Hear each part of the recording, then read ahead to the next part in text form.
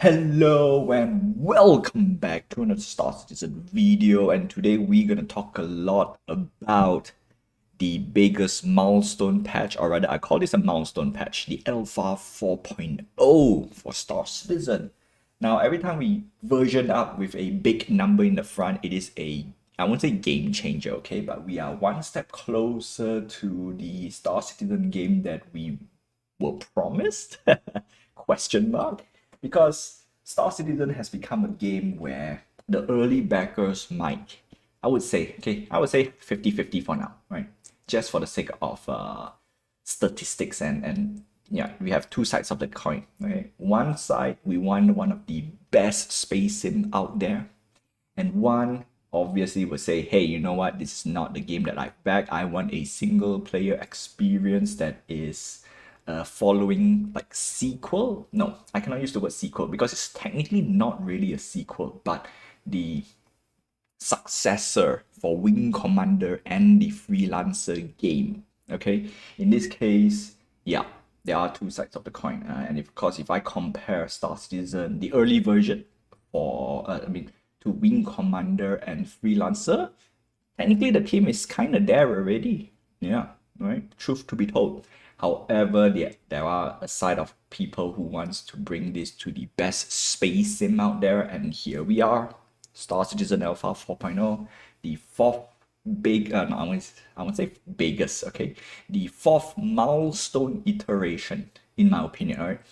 And we get one of the, I would say, a staple feature when it comes to space sim, which is jump points. Yeah, we get literally from system to system. Some people call it jump gates. Some people call it a wormhole. I will call it jump point for now until I read a little bit more. I don't think I saw anything about an official word for it. Or maybe there is, okay? That's right. And yeah, because if we see from, okay, I started around Alpha 2, 2 point something, right? I didn't start during the first iteration, the Kickstarter point, but from what I've seen during the Kickstarter, from one, okay, one is just Arena Commander. That's it. Or it's an instance space. And then from 1 to 2, they start introduce at least a localized system, although it's not, we don't really get a lot of planets, okay? We only have like Port Olisar, and then we have Security Korea, and I think there's another, basically space station. We don't really have a place to go around. And then from 2 to 3, we see a huge boom in this space. Of course, we get more place to visit. We get okay. Let's see. Back then we still have Levski, and then they took away. So we have Levski. We have Arc Corp, and we don't have Microtech during the initial introduction, but later on it gets added. So we got more locations to run around. We got moons to land on. We got planets to land. I think that one of the biggest thing in 3.0, the patch, we get more persistent universe game mechanic, right? Land on planets, we get conventions, we got expos, so that's a huge thing during the 3. Now for 4, that's what we're going to take a look. Obviously, we got now system to system jump point plus. Right, one of the biggest thing is now we have a proper space or system to do PvP, and that is a big deal. If you want to do some piracy, some illegal stuff in the game, all right, or rather, I would say entrepreneur. No, there is a good word. I've forgotten. I think I kind of forget. Yeah, there is a word for it. All right, I want to copy that. Anyway, that is a long introduction. So before we begin, like, subscribe, hit the notification button and help this channel grow. And of course, I will start with the only PSA for Star Citizen. We have reached Alpha 4.0. The CIG has raised a lot of money. So all you need is a starter pack, okay? If you're on the fence on everything and anything, just stick to a starter pack. What is better than a starter pack? A discounted starter pack. And I think the referral bonus is still active. So you can get one Mirai Pulse for free if you use a referral code. And that's it. That's all you need. to play Star Citizen. And of course, we got this before Christmas, so I'm gonna expect lots of bugs, and it's not gonna be fixed until next year. Okay, let's put it this way. A lot of people we complaining about bugs and crashes and whatnot. I will partially say, okay, you know what? It is expected. Number one. Number two is sure. Obviously, you want the team to clean up as best as they can, but we are still in the development phase, and truth to be told, I think that is an excuse that the team cannot use anymore. Okay, that's how I put it. Okay, it has been 12 years, no, 10 years minimum. Yeah, 2024. I don't remember the game starts live Kickstarter. Is it 20? I think it's 2012. So it's 12 years. Ooh boy. Ooh boy. All right, let's go. Let's check it out. Destination Pyro, a lawless frontier waits. Yep. So basically all the PvP experience will be here. And this is the part that they also can test out, which I want to, and I think they already did say it already. Actually, initially they did say, and that's why I want them to put it inside here. Hopefully 4 point something, and that is Theaters of War, or at least give me a. This is something that they really need to put, not to say a priority, but they really need to put it up at least, right? Once a week event. Actually, once a week becomes like a raid, right? Once a week, okay.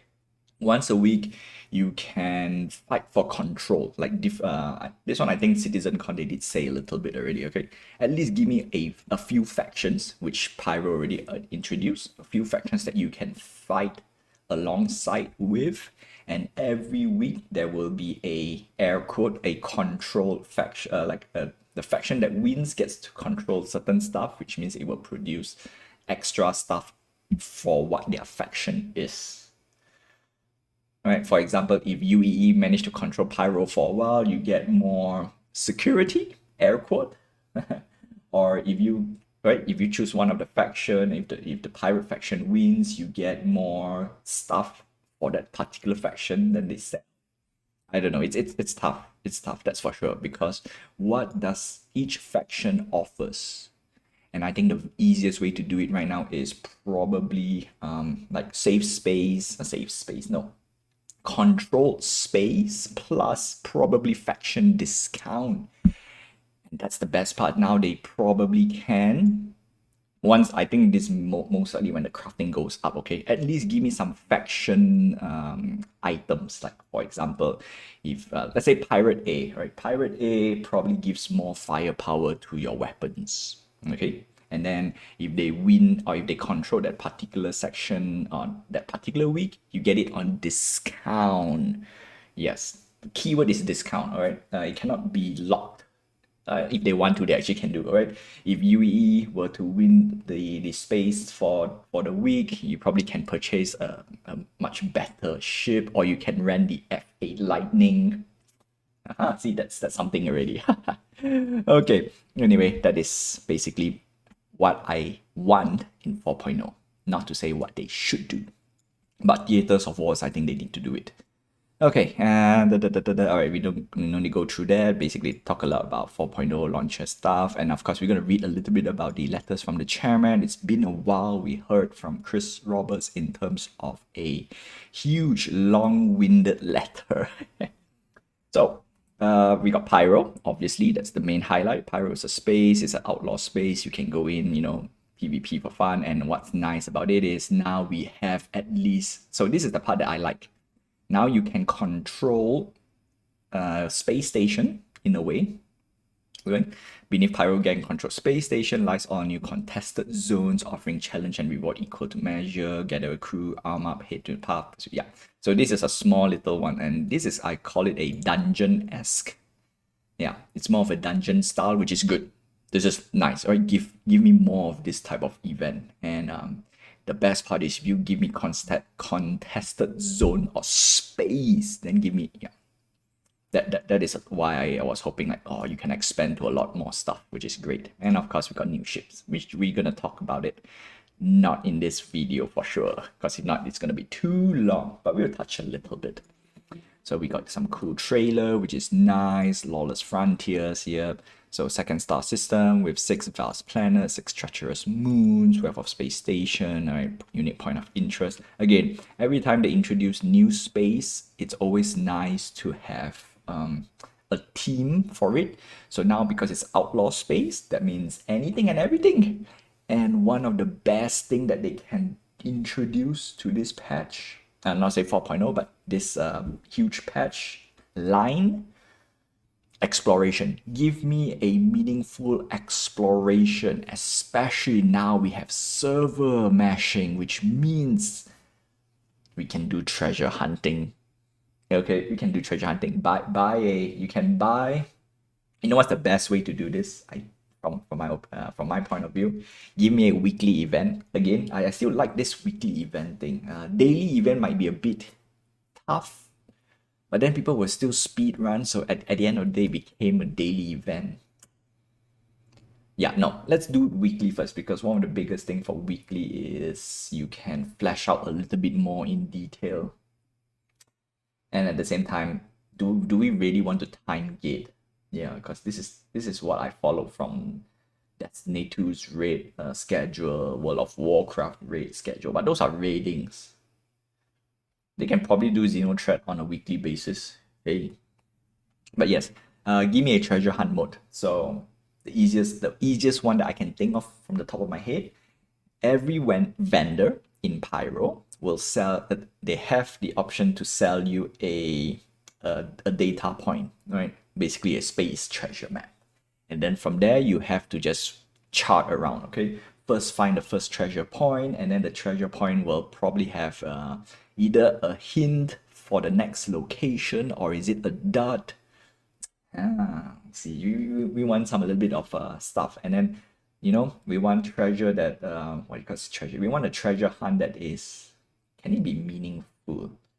You know what? It can be. It can be. Give me a special treasure hunt skin. Yeah. So for those who manage to find the treasure, ta-da! Yeah, of course I mean, there are much more things to improve other than that simple game mechanic. Like I said, people will speed run. That's for sure. And the nice part about the treasure hunt is that you can put more dangerous enemies guarding it, space pirates, proper space pirates. Or if can go up against a javelin, oof, that would be fantastic. But anyway, that is something that I am dreaming of. All right. The next biggest thing other than the outlaw space is the jump point, or they call it jump points. There we go. Right, jump points are natural tunnels between systems, but journeys more far involved. Okay, cool. Cool. So now they have the first jump point, and now they can, from here on out, they can now introduce the ship size jump point if they want to, and I hope they do. Give me some smaller pocket universe per se. Like for example, maybe you'll find a jump point, and that's where the exploration comes in. You can find a jump point to a. So this one I copy a little bit from EVE Online. Okay, you can have an instance, air quote, an instance space where you can do like a mini dungeon. Yeah. So how you get that, how you access that dungeon, you need to scan. That's it. So it gives people with exploration profession meaningful gameplay, and then you can start selling your jump points location. There we go.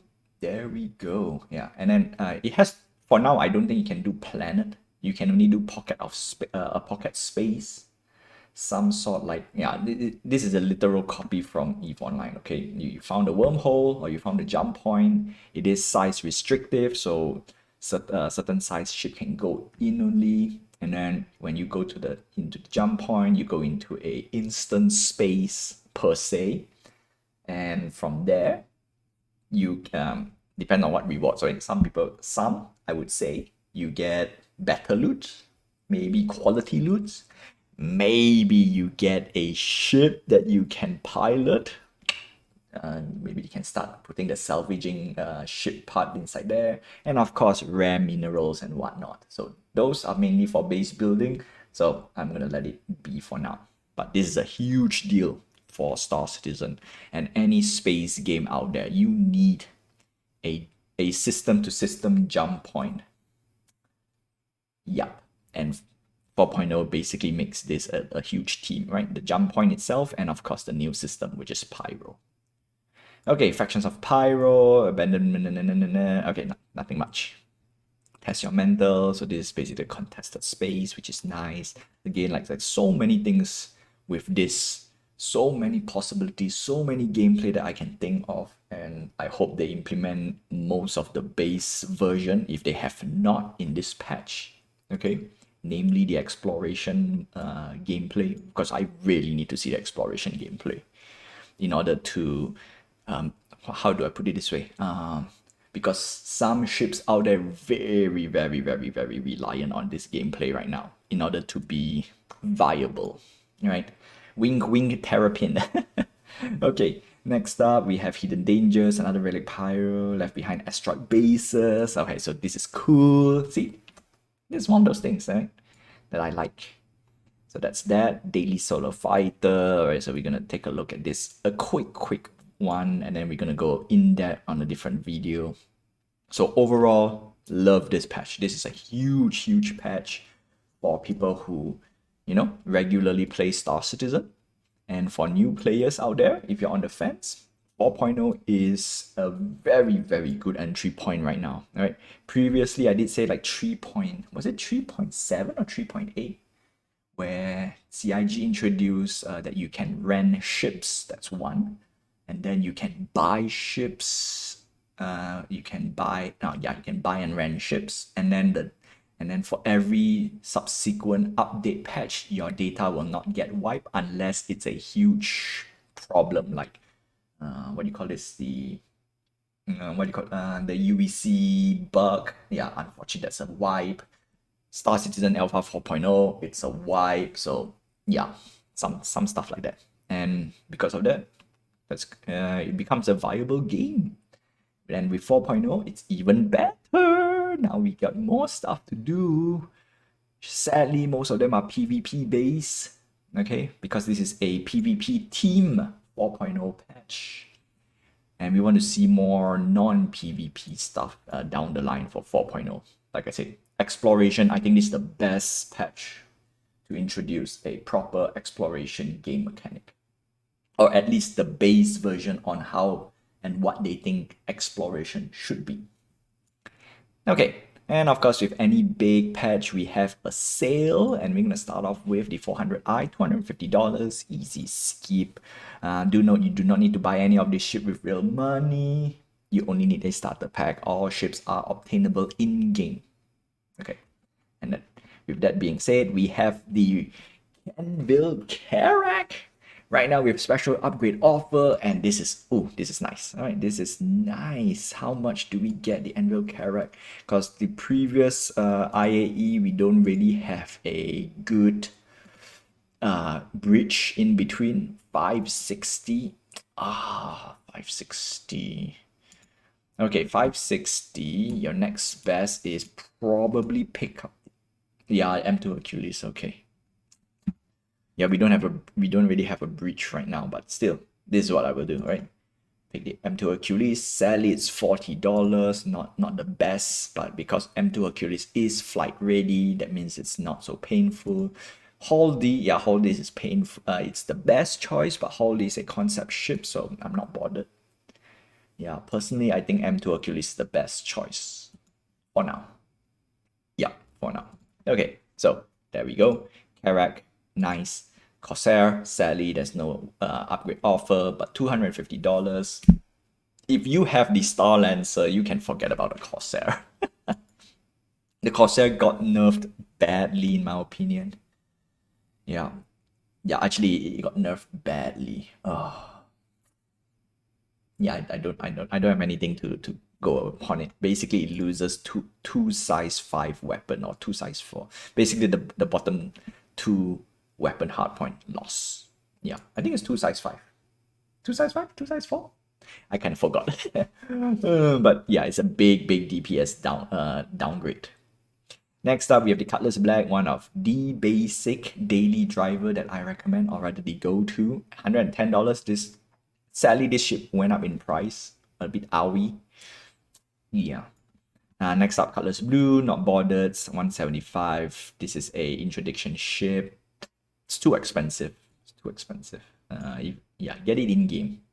Do note a lot of these comments that I'm giving out is mainly for people who wants to spend real money, number one. Number two, even if you are willing to spend real money, some ship unfortunately gets beat down by other ships in terms of stats. But just because it got beat out does not mean you should not pick. Okay, at the end of the day, I will always say if you enjoy flying a certain ship, that's it. That's all I care. If you enjoy flying a certain ship, whatever I say about it doesn't really matter because you enjoy it. And you should enjoy the ship that you get. And with that being said, Cutlass Red, the second best ship in my list that I can easily recommend. Plus, it has 2 medical bed, which means for people who wants to do asteroid base exploring or space dungeon, yeah, this is the one. This is the best overall ship to have. It has enough pew pew, and you can do first person exploration, and it has a respawn point. So yeah, $135, not too shabby. Next up, we have the Cutlass Steel. Now this is a dropship variant, $235. It's too niche. Too niche. And for its price point, I will say, unfortunately, this ship gets outgunned. Yeah, this ship gets outgunned for sure. The closest one right now is Anvil Paladin, but Paladin is not a drop ship. It is a gunship per se. The next ship that outguns this ship is the Anvil Valkyrie, but the Valkyrie is much more expensive. So the only good part about the Cutlass Steel is cheaper price point. Yeah. Yeah, get it in game.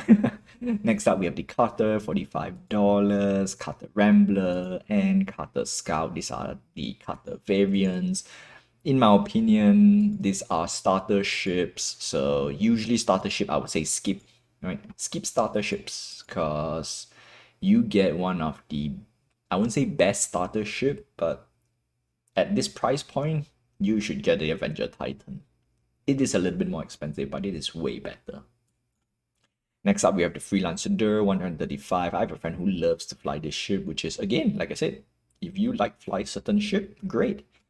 For me, 135 for Freelancer, there is a better choice called the Cutlass Red.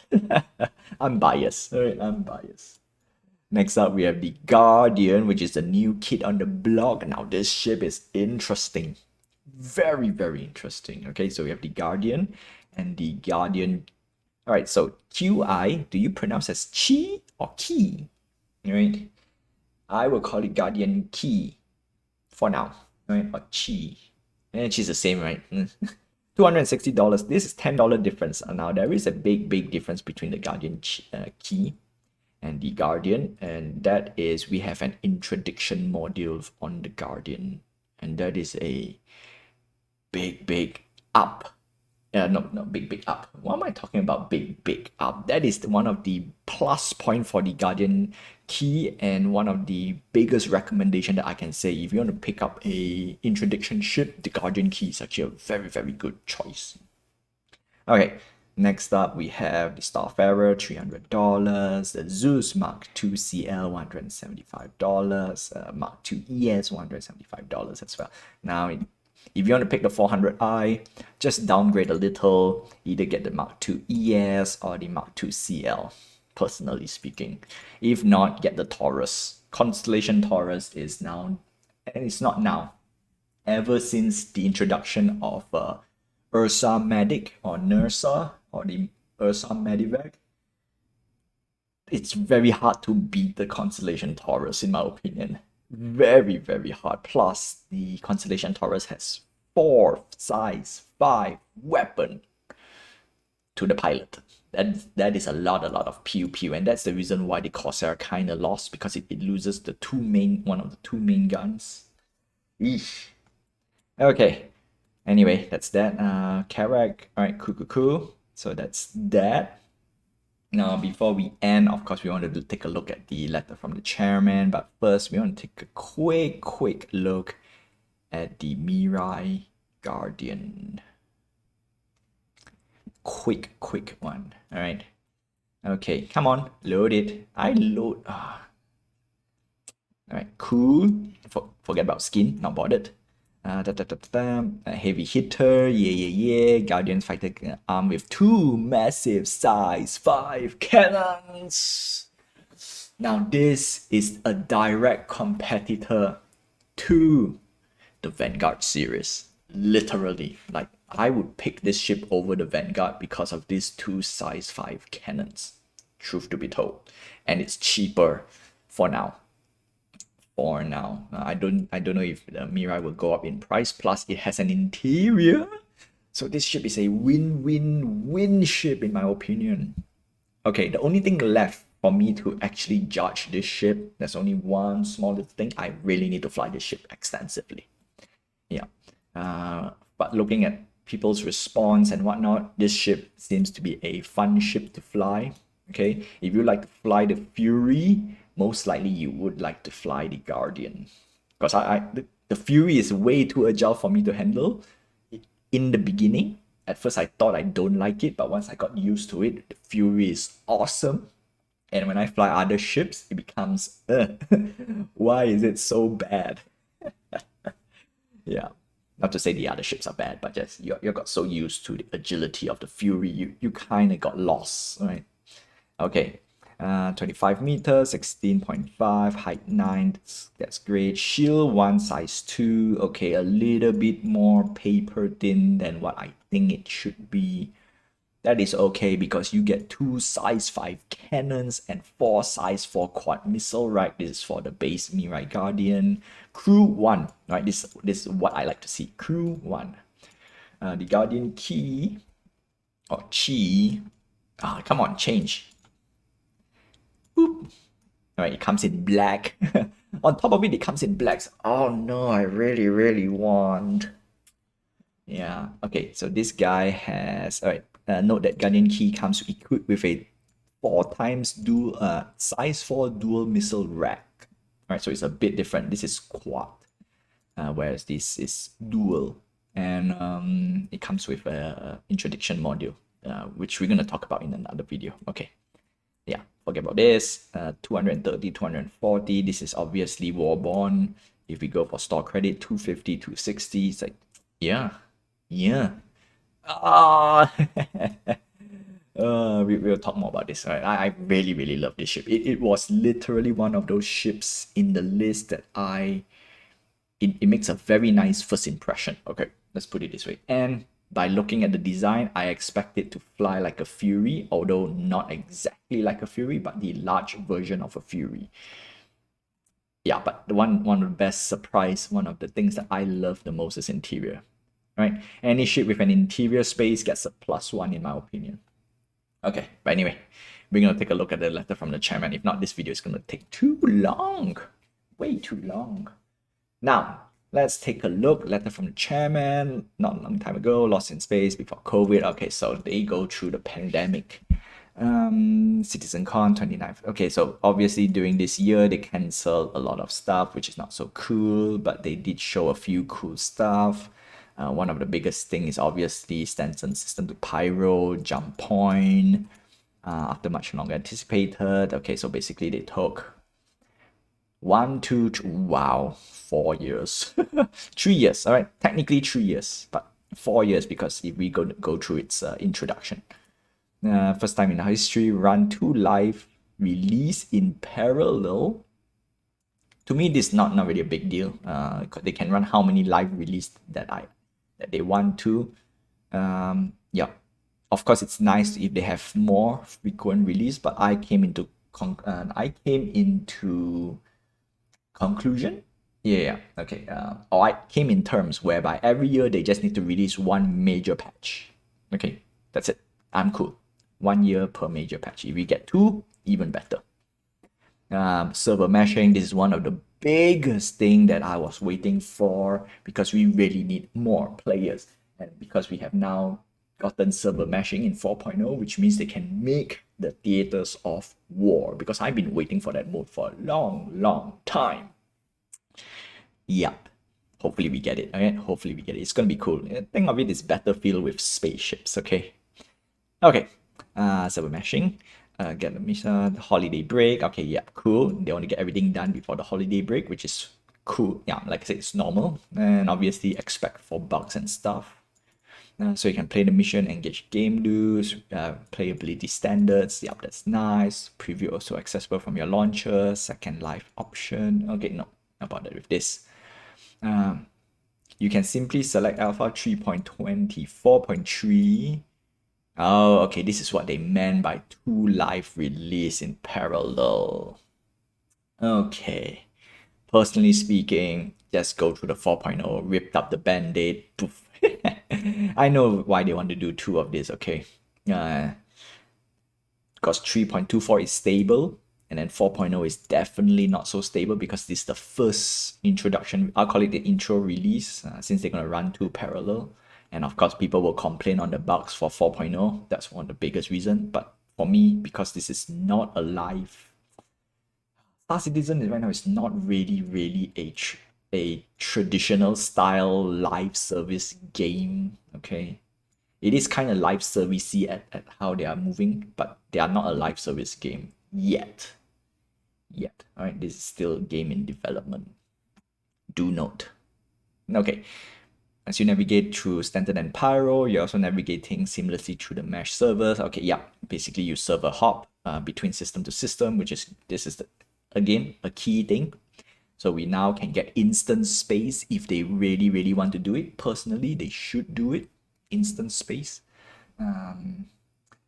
Okay, maybe the word instant space is not the right word, but actually it is. I will explain a little bit more about instant space on another video, like exploration as a whole, what I think it could be, because it can spawn and despawn. So yeah, it's kind of an instant space. And then if you get trapped in an instant space, what happened? Would you die?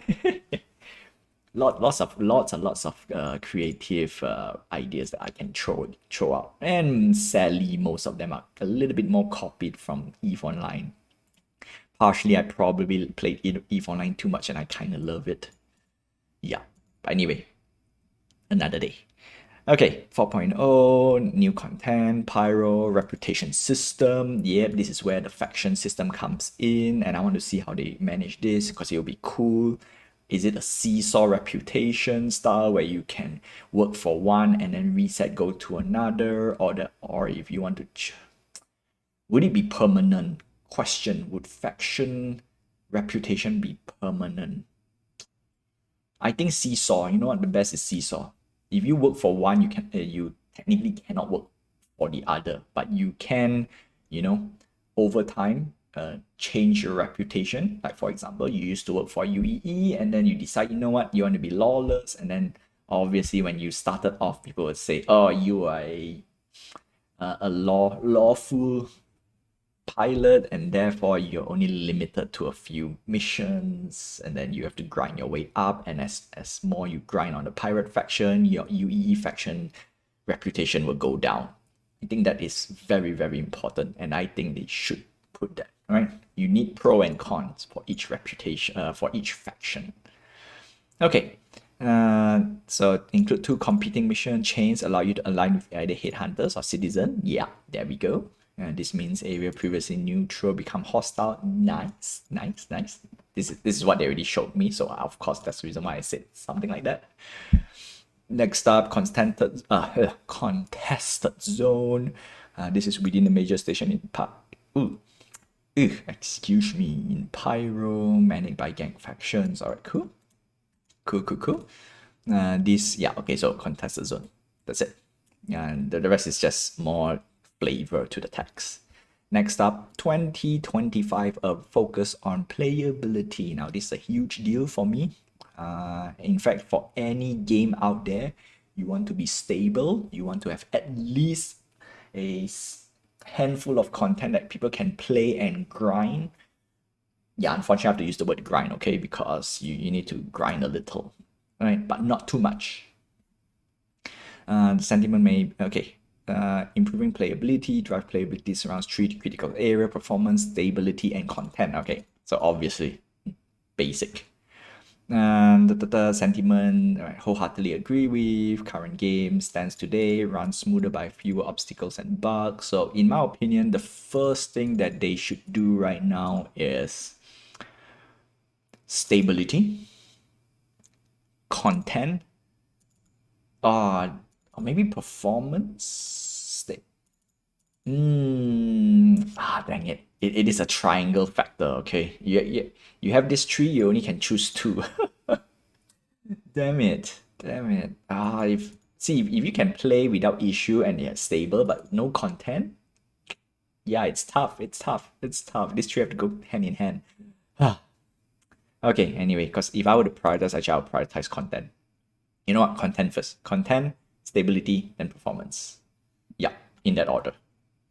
Next thing is over the years, experiment with different approach to improve quality of life. Okay, cool. Yeah, quality of life is something that it's an ongoing process.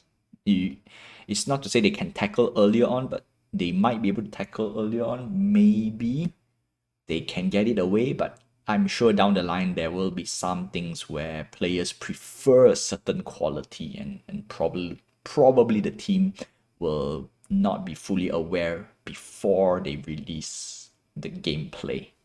Yeah, quality of life usually on the gameplay side. So without gameplay, it's hard to do this. Not to say it's impossible, it's just hard.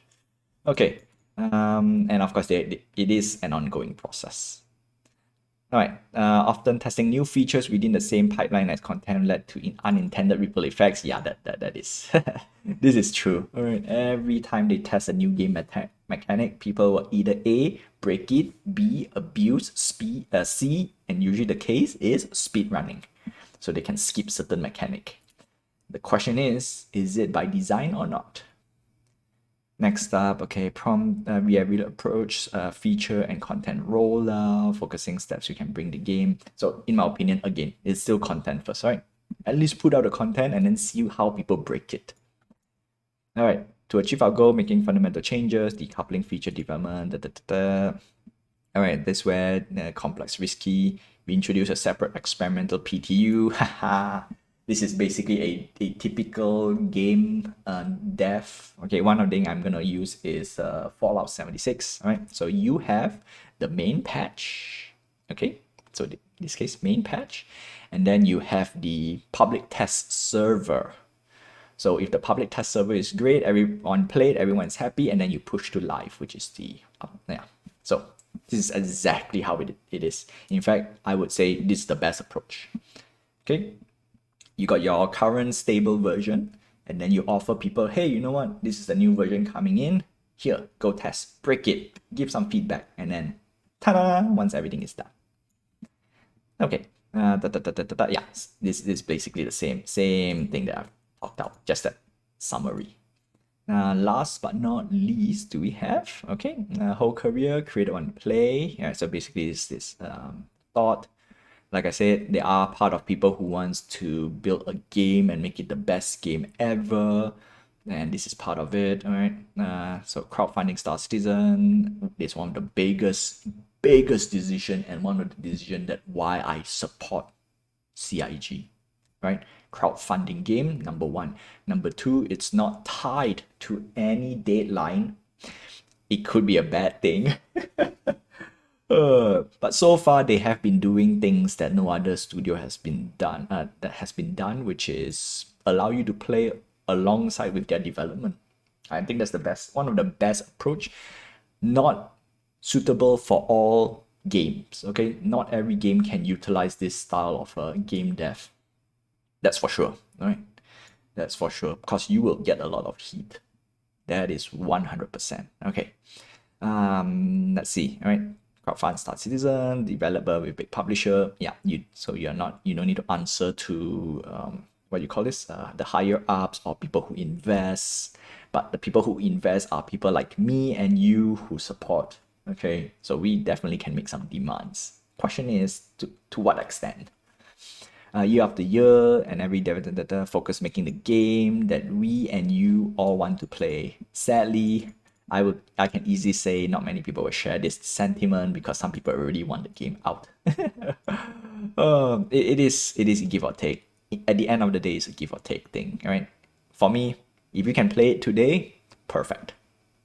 Perfect. Of course, you need to put a big disclaimer. This is a game, a crowdfunding game, and a game on development. Not many people will like it, okay? But still, at least some of them like me. I like this game. Very ambitious. Yeah. Okay. Do we have any last closing note? The team and I determined to repay the faith, patient, and 2 games like any other. We have made great strides. Yep. I've seen it. Not big enough. Question is it big enough? Yeah. To me, I think it's big enough, right? Because I saw Squadron 42 and they came a long way from their Kickstarter introduction and their, I would call it their MVP product. So that is a huge deal. Okay. Big deal. I do hope, okay, you know what?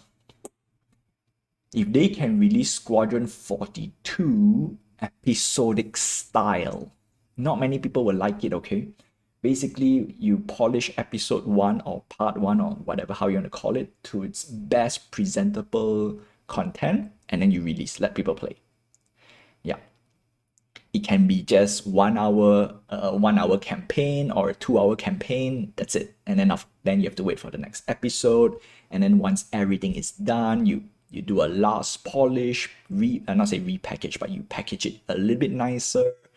Because once you got all the content, then obviously you can see what works and what not works, right? Rather than keep us waiting. For me, I think that's the best approach, okay? That's the best approach. And then maybe when you release episode 3 or 4, you realize, oh, you know what, episode 1 could have cleaned up a little bit more because you learn the feedbacks from 1, 2, and 3.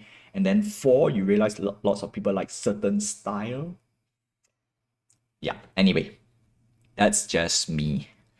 Okay, clear destination, Citizen 1.0 roadmap, Okay, this is basically for people who attend CitizenCon, which is great because there are lots and lots of fans out there. And hey, if they can raise so much money, I'm sure they did something very well. Selling JPEG ships. Or internet spaceships, how I like to call it. So overall, decent letter from Chris Roberts, right? And with that, that is all I have for you for today. All right? It has been it's cool. Definitely, yeah, we got so many things to talk about, right? We have we got 2 more ships to talk about before the Mirai Guardian, and one of it is a very obvious ship, okay? And it is the elephant in the room. I need to talk about that ship.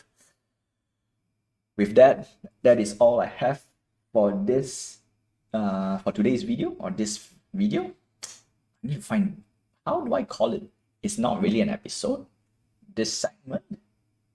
Anyway, that's all I have for you. Until then, I will see you in, I got tongue twisted at the end. Oh my goodness. Well, with 4.0 being released, I will see you in the verse and fly. Okay, I'm not going to say fly safe because we're going to keep to the pyro team, alright? I will see you in the verse and fly dangerous. See ya, my friends.